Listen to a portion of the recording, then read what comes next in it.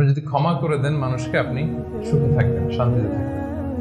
আমাদের হয় চলতি পথে আমাদের বন্ধুদের মধ্যে বা আমাদের প্রতিবেশীর সাথে বা আমার কলিগের সাথে বা আমাদের সমাজে অনেকের সাথে অনেকের নানা সময় এমন বিভেদ ঝগড়া এটা তৈরি হতে পারে, ফলে মনের মধ্যে ক্ষোভ, অশান্তি, ইভেন জেলাসিও আসতে পারে।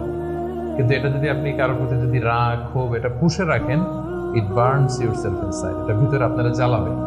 যারে হিংসা করতেছেন, যার ব্যাপারে ক্ষোভ রাখতেছেন, এর কোনো ক্ষতি হয় না। ক্ষতি হয় যে এই ক্ষোভটা লালন করে, এই রাগটা যে ছেড়ে ফেলতে পারে না হৃদয় থেকে, যে মন থেকে মানুষকে ক্ষমা করতে পারে না, সে কষ্ট পায়, অশান্তি নেমে আসে, দুঃখ নেমে আসে। আর যে সিম্পলি ক্ষমা করে দেয় সবাইকে, সে মানে সুখী একটা জীবনযাপন করতে পারে।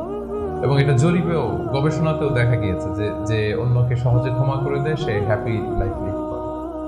তাহলে 2 নাম্বার কি? ফরগিভনেস, ক্ষমা করে দেয়া।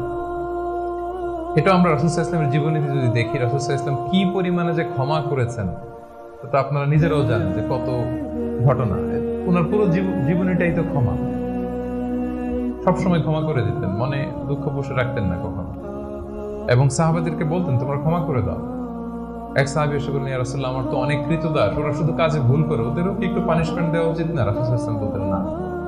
তো কি করবো? ক্ষমা করে দাও। কয়বার করবো? বলেন, প্রতিদিন কমপক্ষে 70 বার।